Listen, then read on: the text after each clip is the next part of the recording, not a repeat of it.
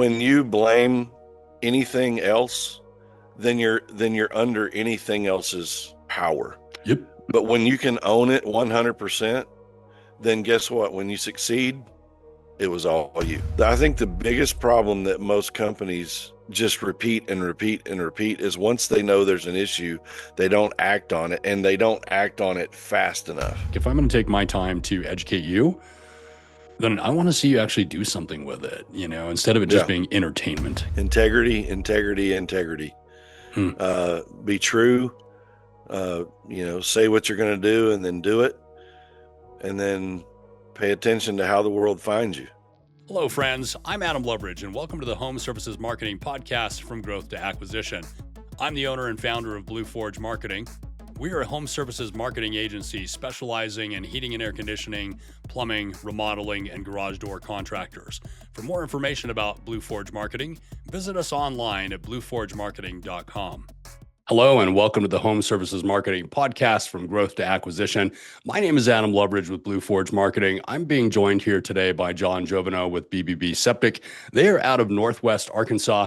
John, thank you so much here for joining me this morning. Absolutely. Well, I'm really excited about this podcast today, John, because as I kind of look through the show notes and different things and what kind of came out of the pre-production, one of the common threads that you and I have is we're both pretty old school marketers at the end of the day. And, started out old being the key word there. Yeah, exactly. Right. Exactly. But it's fun I so rarely get the opportunity to step back in time a little bit and talk about how we were marketing, honestly, 20 years ago, right? 20 plus years ago, because everything has just gone to digital now, right? And that's the big, we all think about Google or Facebook or, whatever, but we don't think about the yellow pages, obviously, anymore and things along those lines. And then the other thing that I really am looking forward to talking with you about today, John, has been your success in really implementing strategies around eMyth, things along those lines anyway, and process. And obviously, as we know, if you want to build a business, like in a real substantial business, you've got to get yourself out of the middle of it. And that is, to me, the founder's curse, at least, that we see, quite a bit. So anyway, thanks for joining me here on the show this morning, John. Yeah. And before we get any further down the line here, I'd love to just hear, what about your background and kind of where you've come from here and how you got started in the septic business. Well, it wasn't from career day, I can tell you that. Nobody ever came to my school and said, "Hey, you want to pump crap for a living?" Yeah. We could talk about all kinds of jobs that should have been at career day. That's kind of a humorous thing. No, I thought I grew up middle class, but we were poverty, at least. And when it was time to get new jeans or tennis shoes for school, Dad would say, "There's a lawnmower, don't spend all your money on pinball machines. You're going to have to buy your own, we'll buy you one pair." So, my concept of the financial world and business world and all that kind of stuff, just, I just didn't come from that. And my parents didn't have friends. My dad was in the military. My mom was a lab technician in a hospital, and just good old working people, patriotic. And so, the first chance I got, I think I was 14 years old. I started flipping burgers at a Jack's Dairy Freeze. And, I was making like $1.25 an hour or something like that, 'cause I'm old. And a guy came in and offered me like a 50 cent an hour raise to go work in his automotive repair shop. And I jumped on that. I didn't know it, but I was skilled at mechanical things, pulling things apart, putting them together. And that whole thought process will carry through our conversation. But went to work for him, and I always asked him, well, is today going to be a busy day, or is this going to be a busy week? And he's like, "Man, nobody ever knows. You put your ad in the yellow pages, and you just have to have your ad be bigger than the next guy." And that was kind of my early startings of understanding marketing and that kind of thing. And then I noticed one thing is I bought a location from him, had my own automotive repair shop for about 10 years. And we had a wrecker business. And I started noticing that all of my major competitors, they had these shortwave radios, or they had, fleet type radio systems. And this was before cell phones. So yeah, I would get to a job 20 miles away to pick a car up, and it was already picked up by somebody who had a radio. And then I'd drive all the way back to my shop only to get another phone call saying there's something. And, I started figuring out the speed to market is the key, right? Oh yeah. It's not just your coverage, it's your speed to market and your availability. And so, when cell phones came out, that kind of narrowed in the time lapse between me and my competitors.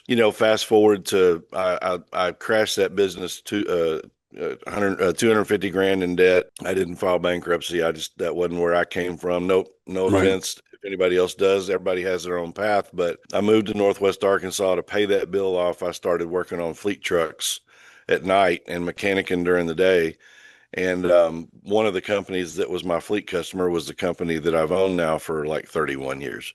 So coming up in that, that was still back, that was in the mid 90s. And, that was still the era of you might pay for, we'd buy spots on a football calendar because that's what we could afford. Right.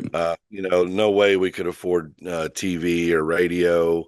Well, that and We tried. billboards are really your only, I mean, Yeah. Well, I mean, Yellow Pages, right? Those were the broadcast medium at the yeah. time. Well, Yeah. in Yellow Pages, I mean, that was tied to your phone bill.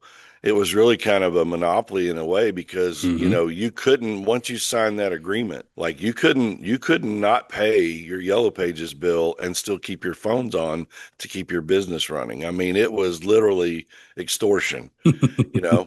You remember that, right? I do indeed.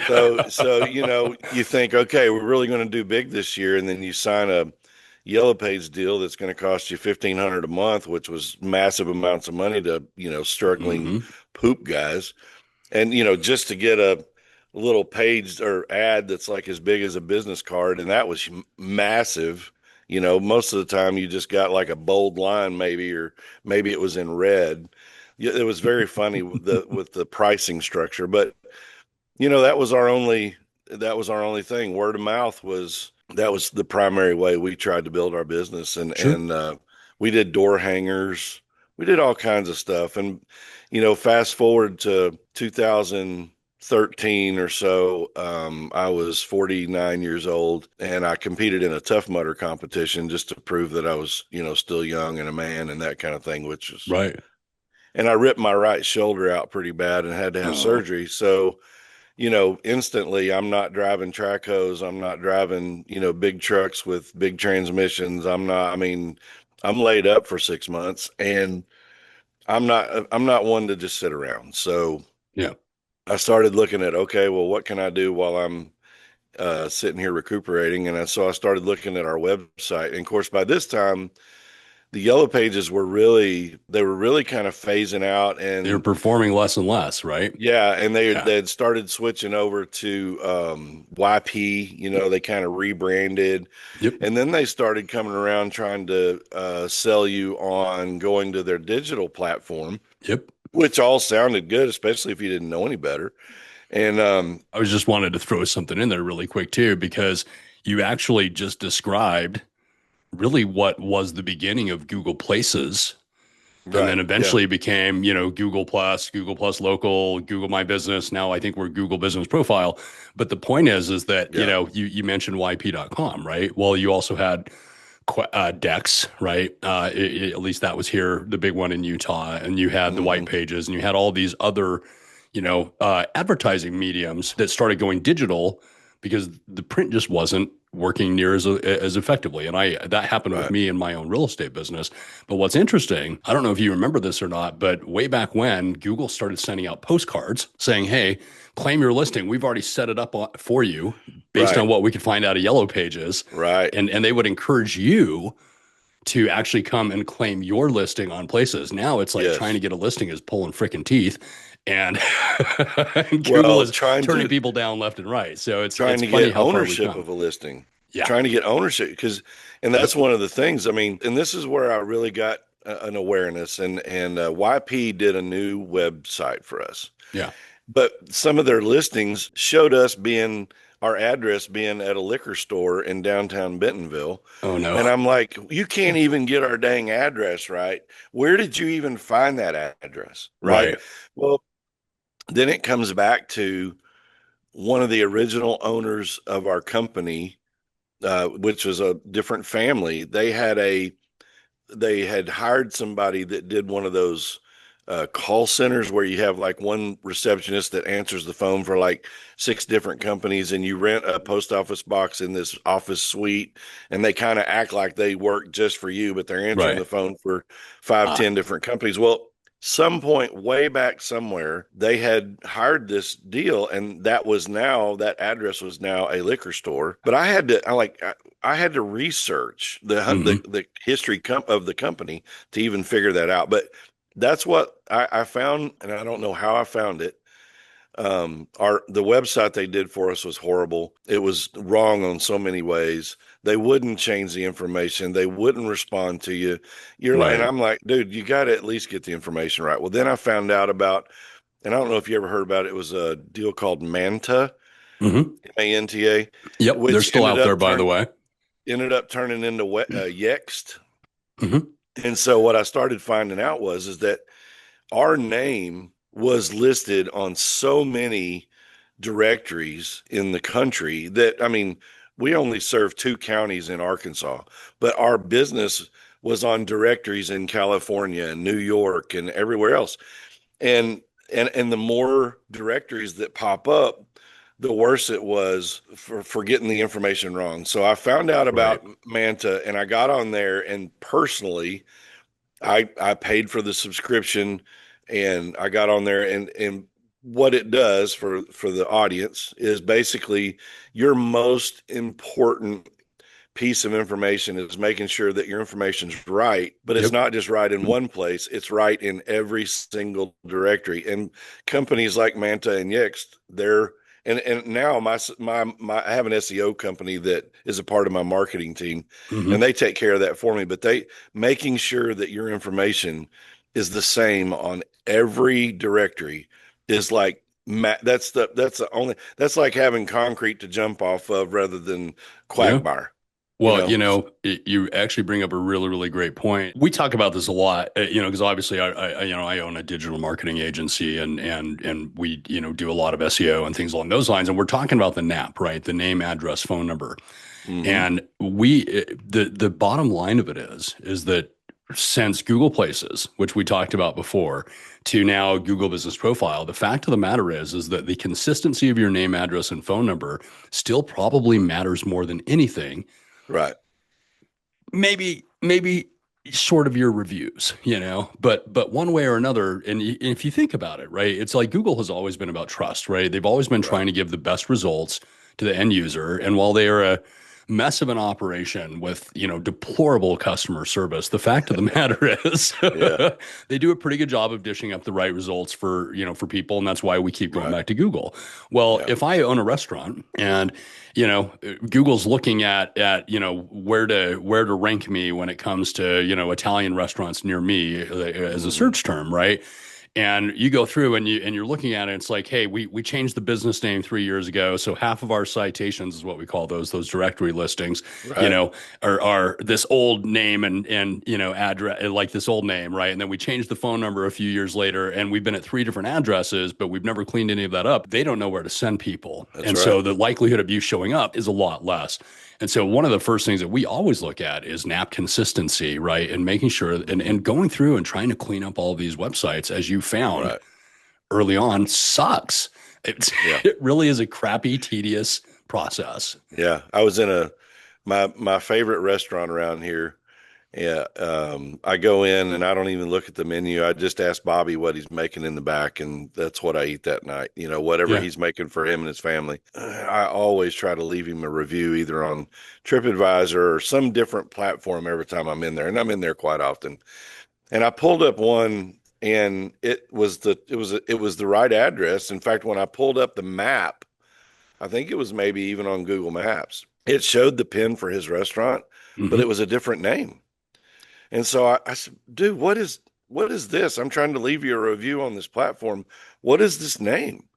And he's like, well, that's what we used to be called. And what I was like, bro, if you're trying to fill seats in here, you're going to have to get out there and straighten this out. He's like, I know, I got to find time for that. And I'm like, I'm looking at this guy going, man, you could have this place full every night. And you sit here and struggle from time to time, wondering if people are going to come in, but you're not cleaning up. It's like there's a barricade on the off ramp of the freeway to get right directly to your restaurant, and you're not taking the barricades down, so people are going right by because they don't know you're here. Yeah. Yeah. Yeah, I love that you're that you get to coach, I mean, you're just perfectly fitting into everything that I try to tell people all the time here, John, and but I'll say this though, in terms of like, order of difficulty that you could place on a task, right? This is not a level 10 task to go No. through and chase down, online directories, but you know, it, but hiring other people to do this on your behalf is such a big deal. Oh yeah. And we Well, but bootstrap, right? yeah, We're back in the day, yeah. I'm yeah, sitting here just, my shoulders in a sling, and I've got an ice machine running on it. I'm a hunting pecker on the computer anyway, so right. I'm one arm in it. I figured it out. But I've got a little more grit than some people I know. But, no, I could not imagine how easy yet complicated it has become. It's almost like, the geocaching game where you go around and Yep. it's like a scavenger hunt. Hmm. Keeping up with digital marketing is like playing that game every day. You're Yeah. always looking for like, okay, well, where'd they hide the new feature or the new algorithm or the new app that does this for you that now you don't have. It's literally it's a scavenger hunt every day to try to figure it out. Oh yeah. My good friend Court Lundberg over at Rare Breed Plumbing, we had on an interview last year sometime, and his statement was SEO is like voodoo, and I and I tend to agree. It is, Yeah. but and especially too, John, with the proliferation of AI now, and the fact that AI is Hmm. actually making its way into Google search results, and you've got more and more people searching on ChatGPT and Perplexity. Right. SEO has become a whole different animal, Yep. and for me, as somebody who just loves a challenge and is very analytical in the first place, oh, I love it. Yeah. And you talk about the e-myth, which I'd love to actually start to segue into here just a little Sure. bit. Yeah. It is damn hard to make a process around something that is constantly changing, Right. day in and day out. And so talk to me about how you got into the e-myth and what problems you were experiencing as a business, that necessitated you picking up that book and doing something about it. Early on, I talked about, my heritage and my growing up years. And, I was never in the circles where people talk about business, right? My parents Sure. weren't in those circles.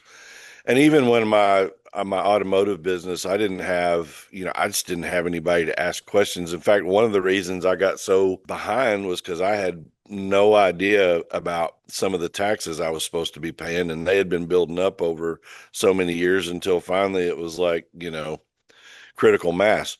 Yeah. All the I penalties and interest too. Right, right. And it was my own ignorance. I'm the one that, I take full responsibility. And the beautiful thing about that, and here's a nugget, when you blame anything else, then you're under anything else's power. Yep. But when you can own it 100%, then guess what? When you succeed, it was all you. You have Yeah, you can't nobody you else. can't be a victim when you own it.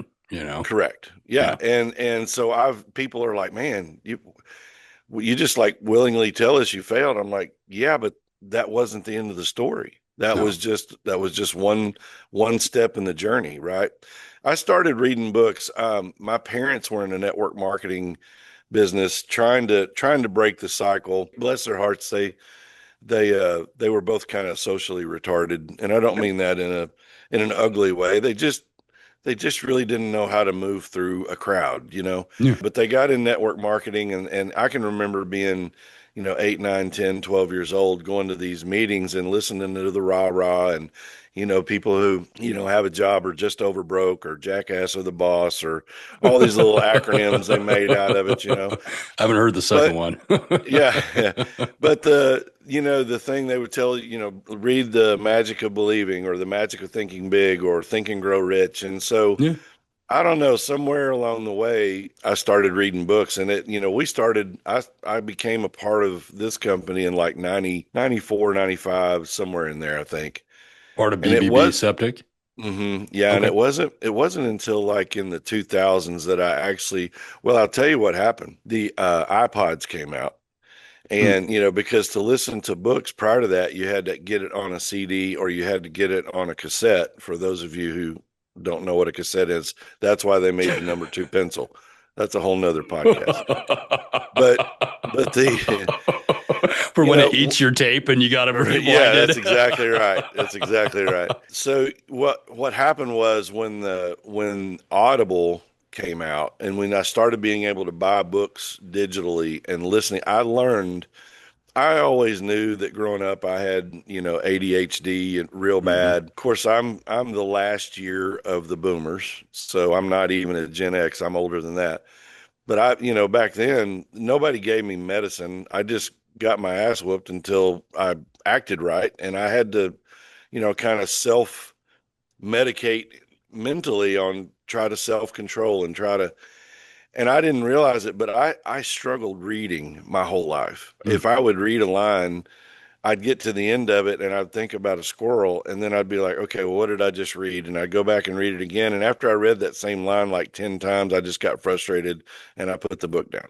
Yeah. I still wake up today. I'm 60, be 61 in a few weeks. I wake up today worried that I'm not going to be able to graduate high school because I know damn well I'm not going to be able to pass that test. So So there's some, I think there might be some PTSD there, John. I know there is for sure. But what ended up happening is I learned that I'm an auditory learner, and once you learn your learning style, then you can start fashioning, your armory of how you're going to be able to effectively chisel away at what is going to be the statue of you. So when I started picking up audio books, and then now with Audible, I mean, I pay a subscription where I get like, I don't know what it is, 48 credits a year or something like that. And I'm Yeah. always having to buy more, but I crunch books. I don't listen to radio or any music in the truck anymore. I mean, and I spend a massive amount of time on the road these days with our other ventures that we're doing. But man, I'll finish a book on my way to a meeting if it's 3 hours away. Yeah. And along the way, I joined. I want to say it was probably about 50. Well, I don't know what year it was. It's probably around that same 2013, 14 time frame where I joined BNI, which is Business Networking International. Yep. Card And carrying member myself, actually. somebody in there in the education moment mentioned a book, and it was E-Myth Revisited, and Mm. it was an entrepreneur that was actually in the plumbing industry. And I'm like, hey, if it's good for him, I'll listen to it. And it blew my mind because, the story of Sarah, whereas I'm not a female, her story was exactly my story in the automotive industry Mm. because I was really good at fixing things, but that running a 12 bay automotive shop with a record business and U-Haul rental and all that kind of stuff has nothing to do with working on cars. Right. And the same in her business, she loved to bake pies, but a year into it, all she's doing is managing people and orders and all that kind of stuff. So that book just kind of really it told my story to a point that I was like, there's no way I can't start implementing the stuff that she did in her business and start treating it like it's a franchise, even though it may never be. Right. You start putting systems and processes in place that take care of the things that you don't like to do so that it is taken care of well, but it's not you having to do it. So it was just a mind shift. Sure. Yeah. Yeah. John, I mean, so you picked up the E-Myth, right? Yeah. And what did, and this was back when you were still doing the automotive side of it. No, I became an owner of BBB in, like I said, 90. Well, I joined in like 90, 95, 96. And then like by 97, the company was started by a family. Mhm. They sold it to three brothers. The three brothers couldn't get along. In a very short time, they figured this out. And so one brother was running it. And I came in and started working on the two trucks that they had in their fleet for that brother. Okay. To make extra money, I started running their portable toilet route. And the next thing I know, I'm working full time for him. Well, um, he brought what would be his brother-in-law in the future, but was also a good friend of mine. He was an outside salesman with a lumber company. He knew all these contractors, and so Mm, we in the first year we'd already gone from like 65 toilets rented per week out to like 150 or something. nice. And then when we brought Dave on, it just really launched because he had all these customers in the business. The two brothers said, "Hey, if we're not ever going to work in this, you need to buy us out." And so the one brother that I went to work for, his brother-in-law, Dave, which had been a longtime friend of mine, and we started a new corporation, and that corporation bought out Phil and his brothers. Gotcha. So that's how we transitioned to ownership again. And by the way, the only reason I was really willing to do it because Dave had all of the integrator skills. He had all the admin skills. He had been to school to learn how to be a manager of a Wendy's restaurant, and he was working in the lumber industry and dealing on corporate level stuff in that way with the lumber industry. And so he had all those skills that I did not.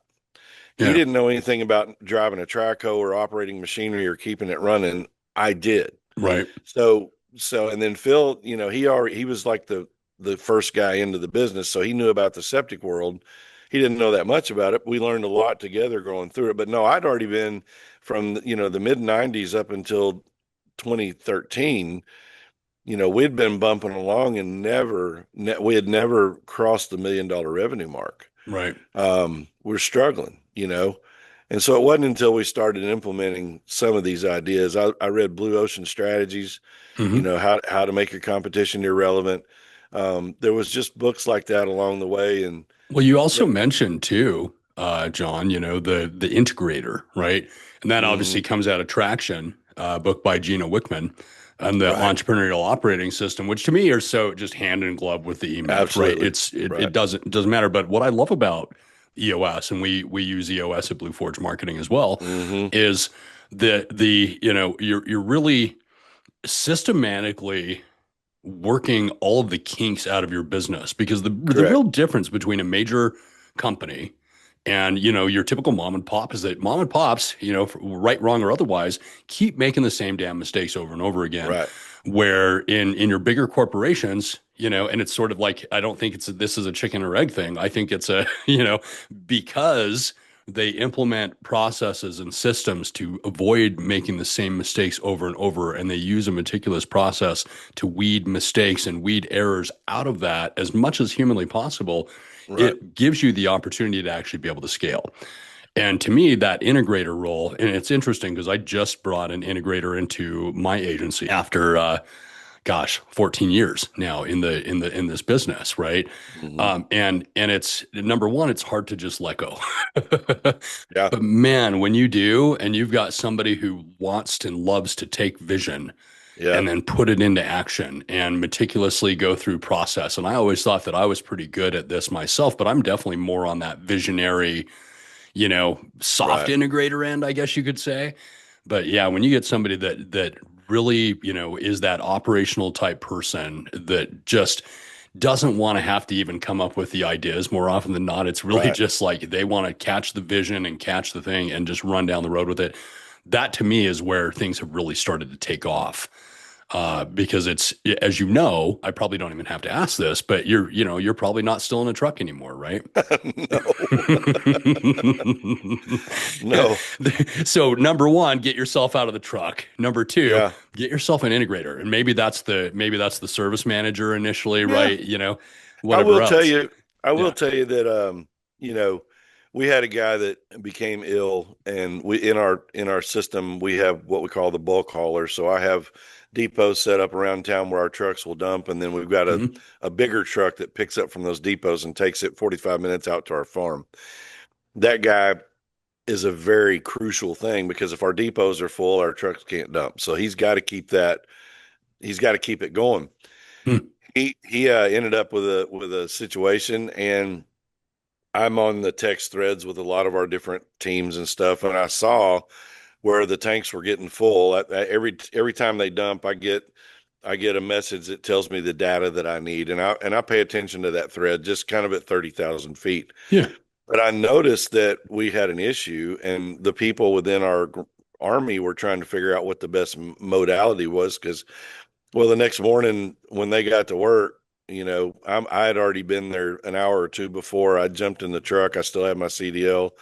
I started running bulk, and by the time they got home or work back to the shop at the end of the day, I was still out running because I needed to get us all down to zero as well as I could on all of our depots. Yeah, Did that for probably about a month and a half, and I can't explain how good my team received and were appreciative that the guy that owns the company, one of them was willing to just jump in the truck without being asked and just executed the job that needed to be done, didn't complain about it, still very capable of sure. doing the job, and so you got to remember, that, even though I say I'm not in the truck anymore, there's times where I jump in there and what that does to infuse loyalty into my people and gratefulness and gratitude. It's amazing to watch how that affects the team spirit. You know what I mean? Yeah. Oh, yeah. So that's just a little side note, but I have a real similar, scenario in my own business too, where it's like at the end of the day, I'm still, yeah, I guess you could say our lead SEO, right? Like I've been doing it so damn long that it's just like I've probably forgotten more than a lot mm, of people really know at this right. point. But but I'm involved in, two separate masterminds with with other real advanced, people in the Hmm. business and other agency owners. Because the fact of the matter is that, I think we as business owners, even though we're not necessarily doing the work in the business anymore, for me, I felt like it's pretty imperative to still keep my skills really, really sharp so Hmm. that, when we do encounter big challenges and whatever else, I'm still effective, right? I can still, Right. because it's that L10 process, Mm, right? It's the correct. process of going Right. through and identifying our rocks and our goals, right? And then and to me, the big problems that keep coming up, right? Where we go through that IDS, identify, discuss, solve. That's really what we're doing. And if I no longer am even, remotely plugged into the business mentally, Right. I think you do run the risk of becoming more like a board of directors, Right. thing where it's like you're just no longer all that helpful. And I think a big thing for us, we hired an EOS coach a year and a half ago, maybe something like that. EOS implementer. Yeah, Yeah, and obviously at a smaller stage in our company history, that's a pretty big nut to bite off, depending on what that costs and that kind of thing. But if 100%. you go back to my example of my buddy with the restaurant, right? It's not just identifying the problem, and it's not just talking about it. I think the biggest problem that most companies just repeat and repeat and repeat is once they know there's an issue, they don't act on it and they don't act on it fast enough. Right. And I can go back and cover 100 examples of things that we should have done that we just we knew there was a problem there.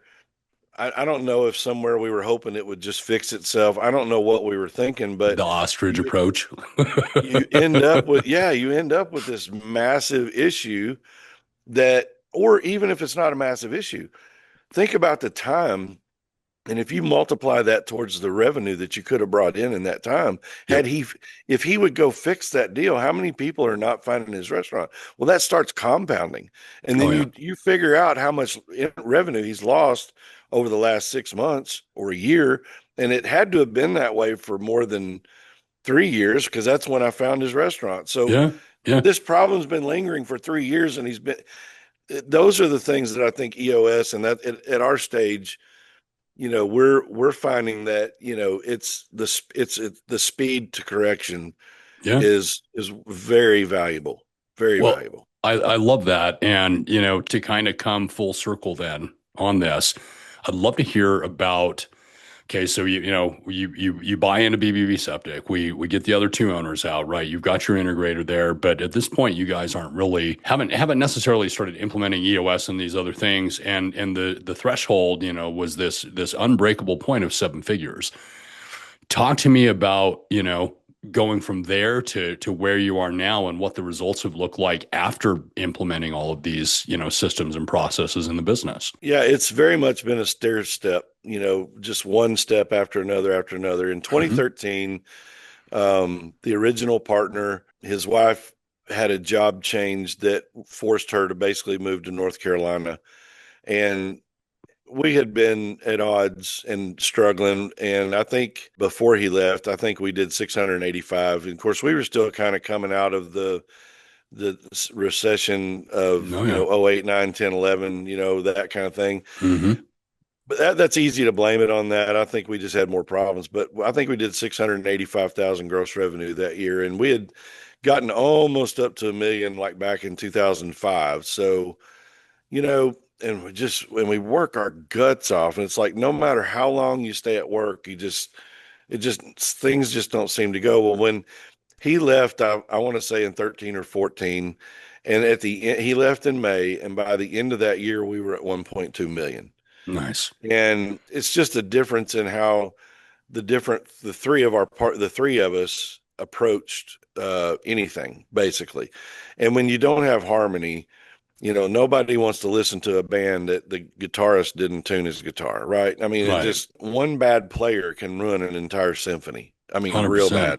Oh yeah. So, and God bless him. I hope he's living a great life.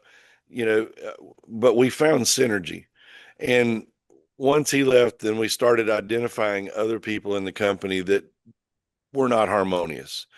And all at the same time, I'm figuring out our marketing. It's been step by step by step. And of course, if I find a book that's really good, Dave, who was the third partner, is still my partner, although he doesn't have a lot to do with the business anymore. He's traveling a lot, and God bless him. He's had to put up with me for over 30 years, and we're not even married. So, it's been a rough deal for him for sure. my, I'm a lot to I, handle. my dad was an entrepreneur, serial entrepreneur anyway, and he used to always say that, partnerships are just like being married without the benefit of sex. Uh, Yeah. Well, and somebody told me the only time you need a partner is when you got a 5 gallon bucket of shit you got to eat. So there's that too. that's a good Um, one too. yeah. But I will say, Dave and I started really focusing in on what do we want this to look like. The Blue Ocean strategy came along, E-Myth came along, Giver's Gain. That one was really more for me personally. Yeah. Well, not Giver's Gain, the Go Giver is the book. Oh, okay. Yeah, and it's a real short book and it's a story, but I mean it's the who I wanted to grow up to be like. Yeah. And then, then we've started finding, 10x is easier than 2x, and the gap and the gain and the who not how. Those are all by, I can't remember the title. I want to say they're out of Gallup, but I feel like first two then Hal might have been Jim Collins and Good to Great, but I could be Good wrong. to Great's a good one too. Yeah. So yeah, I could just start naming off books, but each one of those we found a nugget. And so, like in Blue Ocean Strategy, it talks about red ocean and a blue ocean. And the red ocean Mhm. is where every restaurant is competing for the same food dollar at lunch. And and how the all the gyms are catering to guys that want to. And then Curves comes along and serves the housewife who doesn't want to have to put makeup or a bra on when she goes to work out.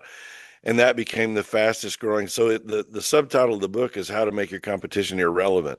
And Mhm. so we started looking at, okay, if we're in the septic and portable toilet business, how do we become a blue ocean business? And so the toilet business is a red ocean. It's based on anybody can buy a truck and go around and buy some toilets and rent them out. And Right. whether they're good at it or not good at it, you're going to get some business. And it's all kind of based on price.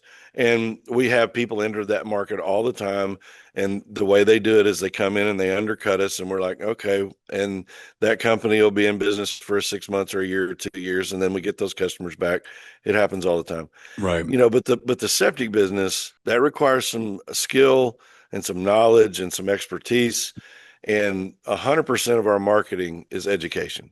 Well, education and humor, because nothing makes people laugh like toilet humor. And you mentioned billboards a while ago. I did a billboard campaign because I negotiated the art for free. And Mm. so they did a series of about 50 Friday funnies that were on billboards.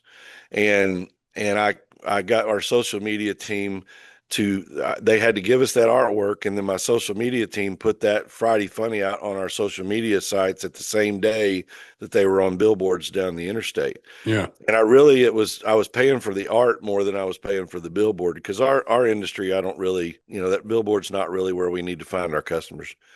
But Yeah. those Friday Funnies have been freaking hilarious. But it's branding, at the end of the Right. day, right? Your billboards, your connected television, all of that kind of fun stuff. It's not so much about a lead generation activity as much as it's just about, being that first common household name, Right. that comes up. And I guess a question that I have then for you, John, is like, obviously you've got a lot of things happening here. First of all, I guess what does your marketing mix look like today? What are you guys, like what would you say you're spending annually in marketing, and what do you expect to do here revenue wise in 2025? Man, you caught me. Did I I mention I'm the visionary? Yeah, I don't know what I'm you spending on marketing. gotcha. What, bro? I pay people to know that number. All right, fair enough. Where are you going from, hitting 1.2 million in 2013 to now?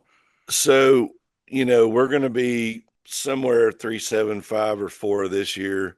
We Nice. plan on being at five, by the end of next year. We plan on being at 10 by 30. Okay.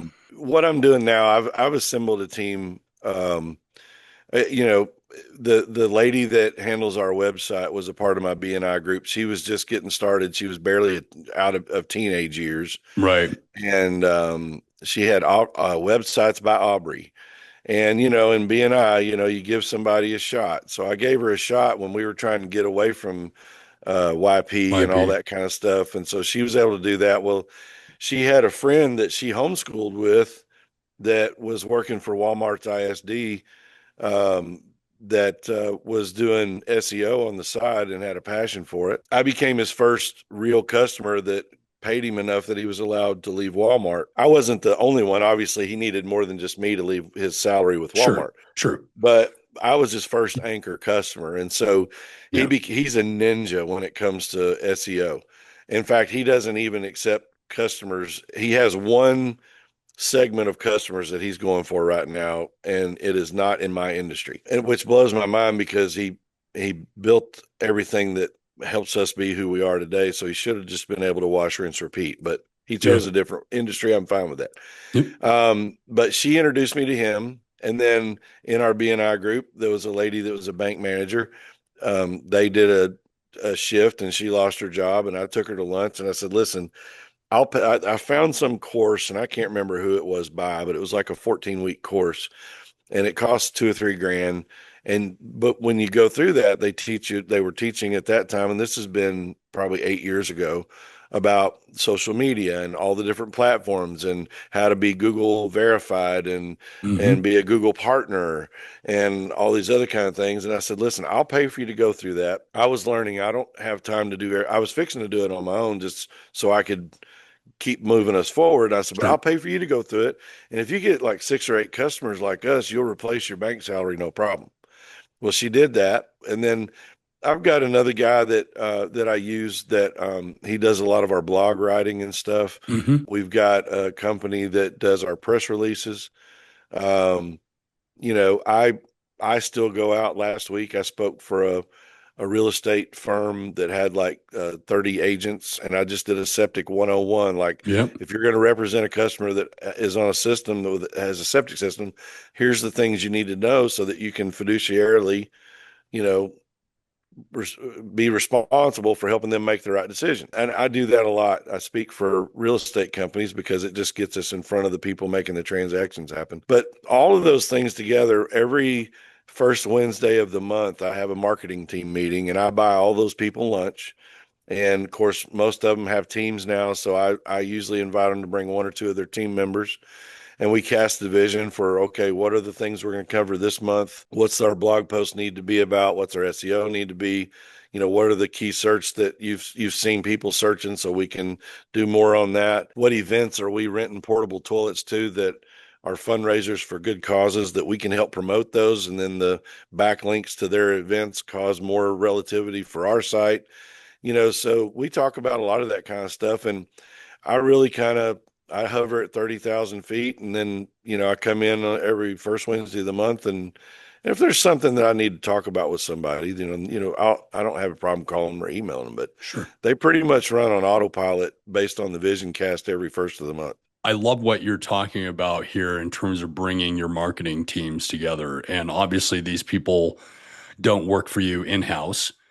Correct. And you've helped them to get their various agencies off the ground, which is really cool. And for anybody who would be agency owner, one of the great appeals of starting an agency is that even if you just get 8 clients paying you $1,000 a month, which is totally manageable with one person, by the way, Oh yeah. if you've got Yeah. a skill set, there's your 6-figure salary. Now you're going to have some expenses, right? You've got to pay for some links and different things along those lines, or maybe you're doing social, right? But the point is that it's not that hard to get something up and off the ground. And I love what you said about, having a ninja, right, as you put it. And and I always love Yeah. the quote, that an expert is just somebody who has made every mistake possible in a very, very small field, And so I consider myself to be an SEO expert, too, because you do something for a few decades and you Hmm. try and you test and you blunder and you fail and you get back and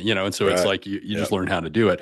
But what you're doing that I think is really, really unique is instead of going out and finding a group of vendors in essence that are sometimes working at cross purposes, you're bringing them all together in a meeting once a month. What a simple ass strategy to get Yeah. incredible results, because I'll tell you, I've yet to work with a business that has several different vendors where they want to do that as much as it would really benefit, the whole. And in fact, I'll be honest with you, based on what you're talking about here, and I just had a little light bulb go off, and it's Yeah. like, let's go back to the clients that have somebody else doing social media and someone else doing, Yelp ads, or somebody else doing this, that, and the other thing, the creative folks, and start rallying them all together on a monthly Yeah. basis, because otherwise it is you still keeping your fingers and all the strings. And Yeah. I like that you've taken literally your vendors and people that are working for you in various capacities and saying, we're going to do a once a month EOS, in essence, Yeah. L10, right? Right.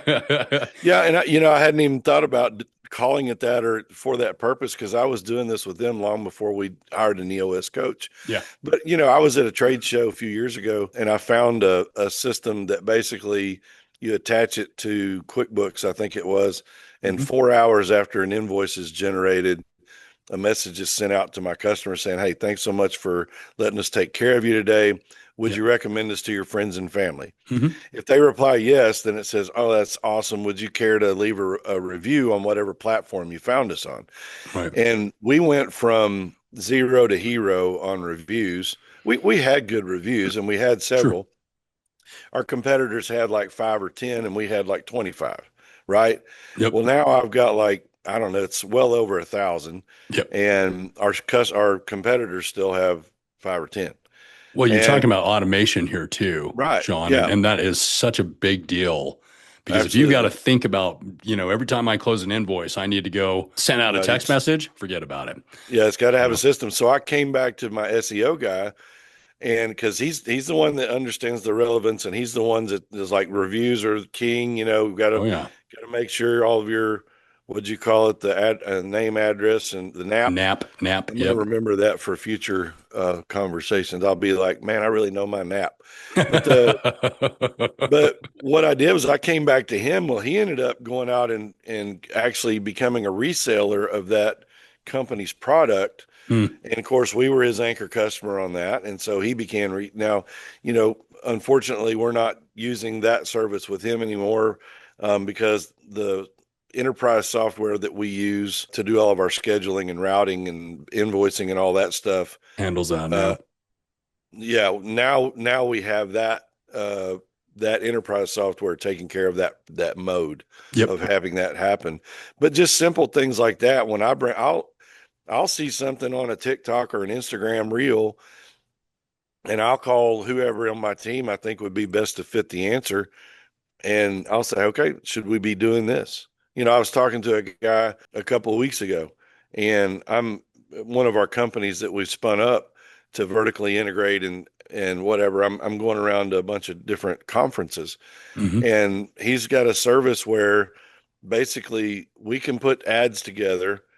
And, I don't know if you've gone to many conferences, but if you've exhibited there, Hmm. they charge it's not just A one arm small and a leg. fortune. Yeah. Yeah, just to get on their app or just to get on whatever. And that's just Yep. on digital, not to mention print. Dear God. Right. Oh yeah. So, so he was like, well, I mean, you could pay to go through them, or you could just hire me, and I can basically do a geo map around the conference center, and anybody that comes in and out of the conference is going to see your digital marketing pop up on their phone when they go to search anything on Google or Apple Maps or whatever they open up. There's going to Yep. be your branding is going to be right there for them to see, and we can do this for any conference you go to. And I'm like, this freaking, and it's like a fraction of the cost. Yeah. And, Yeah. and Yeah. and I get to deal directly with a guy that is hungry and knows what he's doing. He's kind of figured out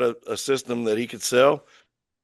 I'm like, hey buddy, let me help you get some more people. Let's get you secure because I'm going to be needing you for a long time. So Right.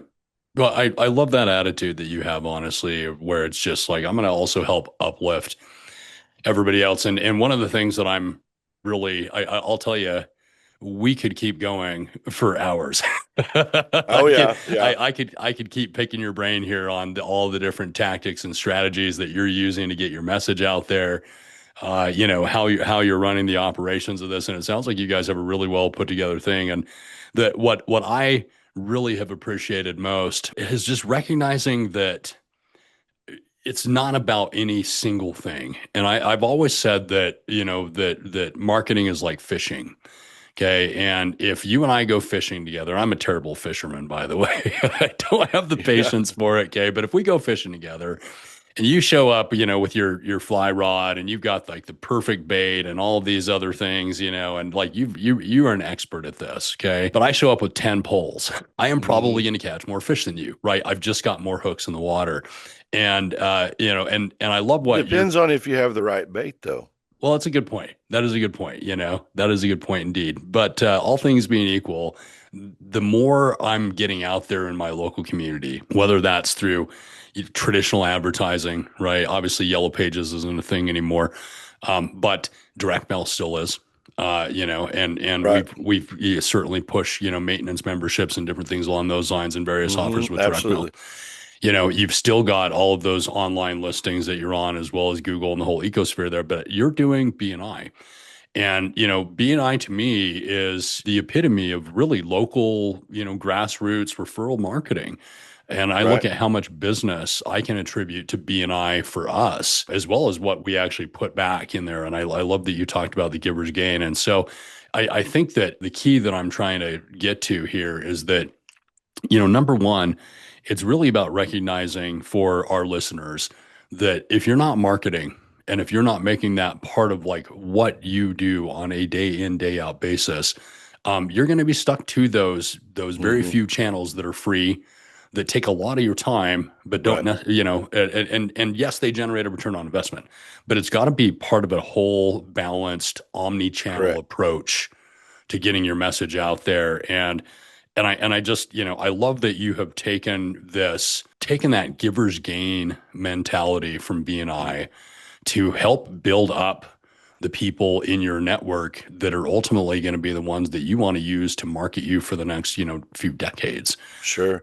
And I think that that's really it's an incredible approach. I think it speaks volumes to who you are as a leader, and Appreciate that. a business owner and just a human being. And so I'm Yeah. very, very grateful that Yeah.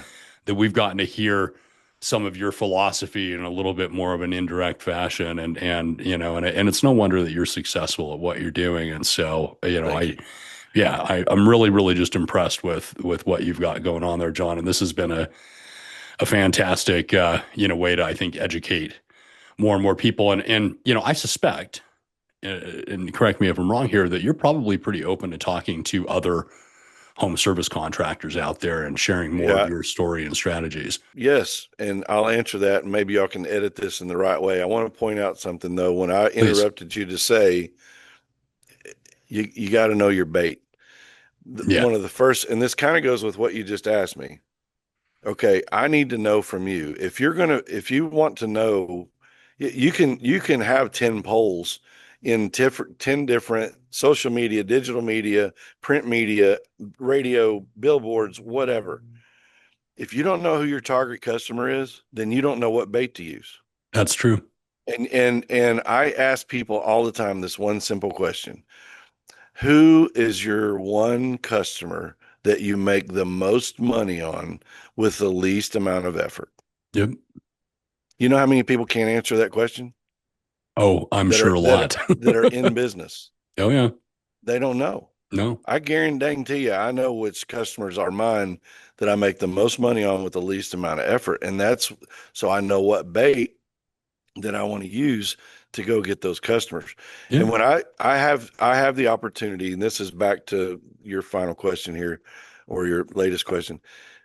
I do get asked a lot, hey man, can we get coffee? Or and in fact, I had a guy call. He's out of the Houston, Texas area, in a same business as I am, and he's like, man, I've heard about you. Would you mind? And I said, let's set up a Google Meet. I'll give you an hour. Yeah. And then when we got on there, I said, I have a rule. I'm as we talk through this, I'm going to probably mention some books and we're going to have some things. And the next time you ask me to get together, I'm going to ask you, hey, what'd you think about that book? And if you tell me, oh, it's still sitting in my Amazon card, I need to go get that. Yeah, I don't have time for you because I don't spend time with people. I invest time with people, and I don't have time to waste. And if we already talked about a bunch of things that I know because of my journey, I know they'll fix some of your problems. If you're not willing to implement those, then I'm Right. sorry, I've got other things I need to be doing. And I don't Well, mean that from a haughty or prideful standpoint. It's just it's a reality check, bro. Do it and then I'll help you with the next thing. But I don't need to just keep making you feel good about yourself because we're tossing ideas around. We got to have action, yeah. right? Yeah, absolutely. Well, faith without works is Absolutely. Preach. yeah. Preach. Yeah, you're exactly right. And I feel similarly too, right? It's like there's a lot of people that I think that get into business, they have that employee mentality, feel like, hey, I should just be able to show up and work and the, manna will come from heaven kind of thing. And it doesn't actually work that way. You do have to put the action in. And I love what you have to say there too. It's like if I'm going to take my time to educate you, then I want to see you actually do something with it, instead of it just Yeah, being entertainment, and sure. and I Every and time I somebody mentioned a book to me, uh I I got it, read it. I couldn't wait. I mean, before they asked me, I couldn't wait to send somebody a deal going, dude, book changed my mind. yeah, I now I understand what you were talking about. I mean, I give people because that's honestly that's the way I've treated most of the mentors that I've had every time I've gotten a chance to and that I've had coming up. Like I'm eager to be grateful and show gratitude for, hey man, I appreciate you mentoring me on this. I read that. I've got that book. I mean, giving them feedback helps them understand that you're actually on that journey. yep. You're not just a talking head trying to, I don't know, make yourself feel good about who you're talking to. Well, I think there's also this sort of universal principle too that it's like so many of us have a hard time receiving, you know. Hmm. But when I offer a gift, right, or when I offer my advice or I offer my education experience, whatever else, and we want to be able to help other people, right? There's like I Hmm. want to be of service. Service is a huge part of my Hmm. life, in so many Absolutely. ways. But when I give service and then somebody's like, "Oh, just kidding. No, I don't want that. I want the shortcut checklist where 3 easy steps and I'm a millionaire." There It, ain't no it shortcut. no, there isn't a shortcut, but it sucks to give and watch other people not receive, Hmm. right? Or be able to or just push that away. And so I get that and I love that you're keeping these business owners accountable by saying, "Hey, listen, I'm happy to share my information and my knowledge with you, but you got to be the one to actually take some action on it. And if you don't, then clearly there's probably not a lot of there's nothing that I can help you do." So It's I not just a hard it's not a hard stop when I do that. yeah I've had oftentimes they come back and they're like, you're right. I had to do some self-reflection. I'm on path. I have read it now. I mean, Yeah. a lot of times, and you know what? Different kinds of seeds take different kinds of times to germinate, right? Yep. So Yep. yeah, I'm not trying to be a butt about it. It's just, people just need to be aware of where they are. They need to kind of self-reflect and self-diagnose on, okay, what step am I in this journey, right? And what are the Yeah. next things I need to do? But standing still is not it. Well, I think there's something to be said too about the fact that, you talk to any successful entrepreneur out there in any capacity whatsoever, they're lifelong learners. Hmm. I also have the Audible subscription. Hmm. I actually haven't read Blue Ocean, so that's going to be the next one on my I will tell you, list. true transparency, I never finished the book. They could have made that a podcast, or they could have made it and it probably is. I, Yeah. I don't no offense to the guys that wrote it or gals, but once I understood the concept, I didn't have to finish the book. I understood the premise of it, and I got it, and I've applied it in every point of what we do in any of our companies now. Yeah. And but I never finished the book, so I'm just, just confessing It here. seems like you finished enough of it. Yeah. It's a So, long book. It's a yeah, big book. progress, not perfection, my friend. That's Yeah. that's the bottom line. Well, John, this has been absolutely fantastic. And if a home service contractor is just getting up and off the ground, in septic or maybe another related industry, and came to you just fresh and said, what are the top two, three things that I really need to do to be successful in this business? What Hmm. advice would you give them? Oh man. Integrity, integrity, integrity. Hmm. Be true. Say what you're going to do and then do it. And then pay attention to how the world finds you. I mean, those are, you know, be good at your craft and then pay attention to make sure that you take care of all the crossing the T's and dotting the I's with your finances. Bring people along because you're probably not good at that. You can find bookkeepers that are very reasonable that'll get you started. Hmm. But just integrity, say what you're going to do and do it, and then figure out who your target market is and figure out how to get to them. Yeah, I love that. Now, last question for you. All right. The title of this podcast is the Home Services Marketing Growth to Acquisition Podcast, and since you shared earlier the idea of bait, I will preface this to say that we intentionally titled the podcast that way Mm-hmm. because I like working with people. I was about to say guys, but I like working with people and business owners who are trying to grow aggressively, right? Who do have big goals, and so we find that the ones who are oftentimes moving toward acquisition, Mm-hmm. really do things right and are students of the game and whatever else, and so we're able to do our best work, with that, right? But that's not actually the point that I was trying to get at, as much as just to say that like I understand the bait thing too, and these conversations that I have with people like you help to definitely keep us very top of mind and Mm-hmm. out there in our industry, and specifically in Sure. MEP contractors is who we mostly work with.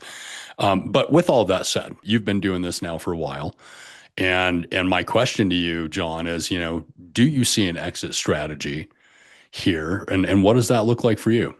Man, that's such a trick question.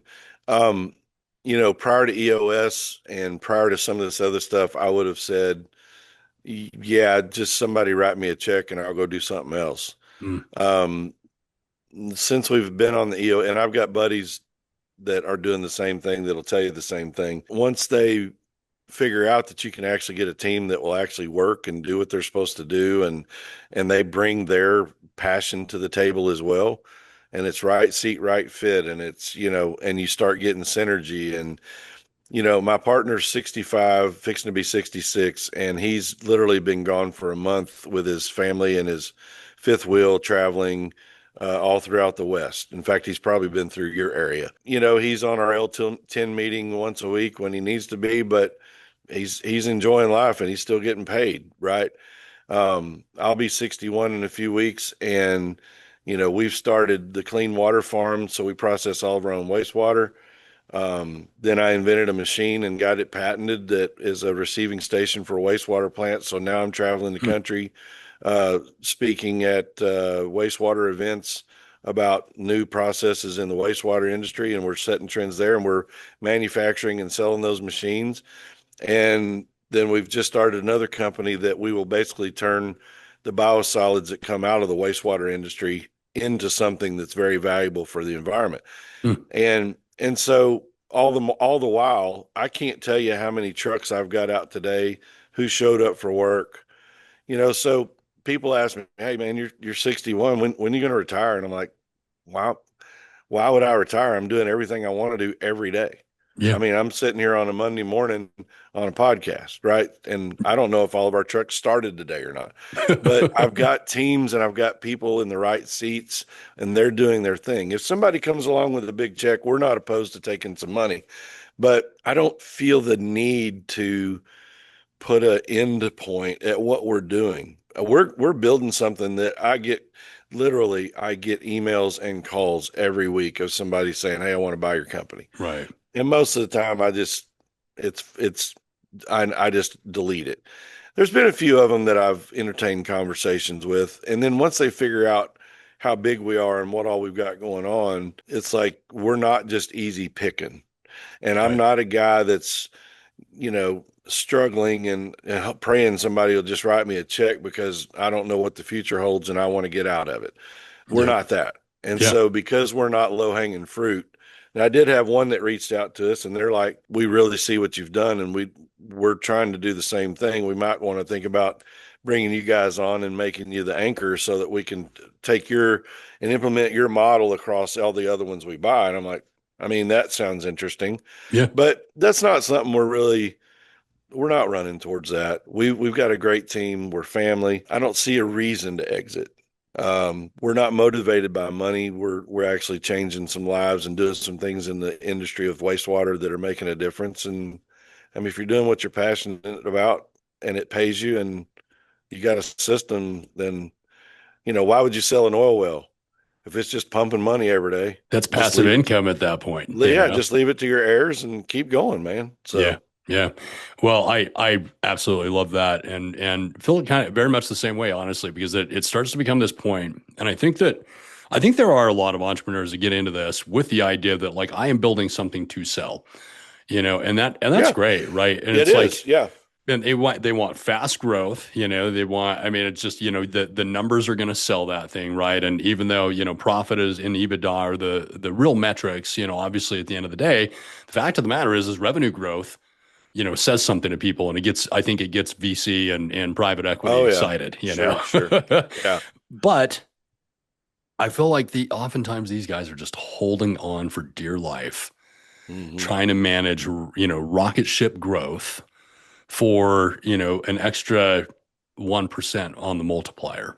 Hmm. And that's great, right? But it's like, but when you can have, and I love what you said earlier about harmony. When you have a harmonious business that's just cranking out profit and you are doing what you genuinely enjoy doing every single day, I mean, personally, like I don't want to retire per se, right? Because like then Yeah. what am I gonna do, man? I'm just gonna be bored. It's like I get to wake up every day and do stuff like this, where I'm Hmm. interviewing a septic company owner out of Northwest Arkansas at 7 o'clock in the morning Mountain Standard Right. Time. Yeah.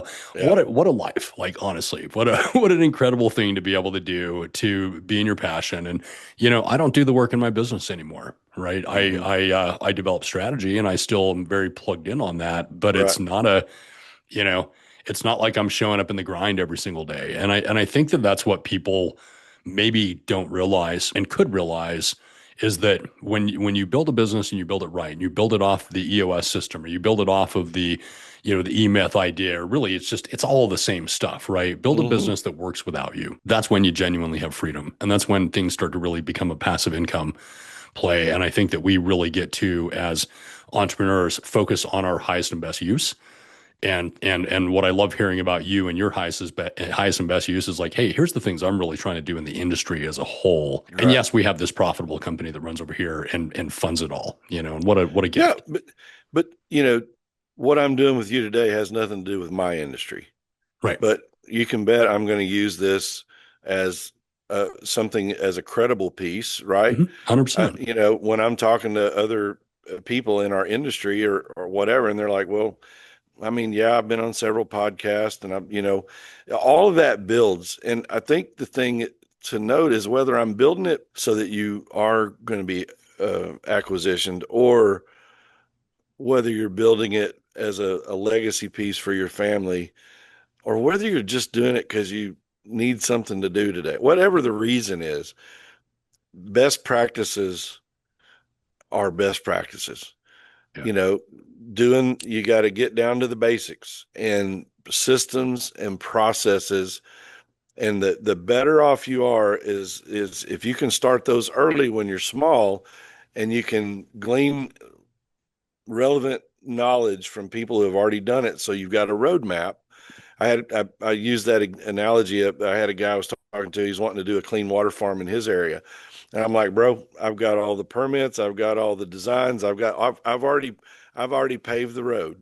All you got to do is follow the roadmap, and you can do it in your area as well. I got all the modeling. I got everything. It's already been done. All you got to do is follow the map, and you'll be there. And what's that old saying? If you want what somebody else has got, you got to do what they've done, right? I mean, Hmm. so whether you're building it to be acquired or whether you're building it for, like, whatever the reason, the right stuff is still the right stuff, right? I Yeah. mean, and if you're going for acquisition, they're not going to want to buy something that's a mess. They're going to want to buy, if you've got people in place, you've got equipment in place, you've got good, your EBIT is good and all that they're not going to buy you if you don't look good and if you're not operating well. Right. Right. The only reason they might is if they're coming to trying to get you on pennies on the dollar, because they see what a mess you've got, and they know that their systems will clean that up immediately. Right. That's the only reason, but you're not going to benefit from that. They're going to get you for pennies on the dollar. So, Yep. Yep. Yep. You're exactly right. I mean, at the end of the day, how well the business runs without you is right. the ultimate That's it. what it's worth, Yep. That's really Absolutely. it. Absolutely.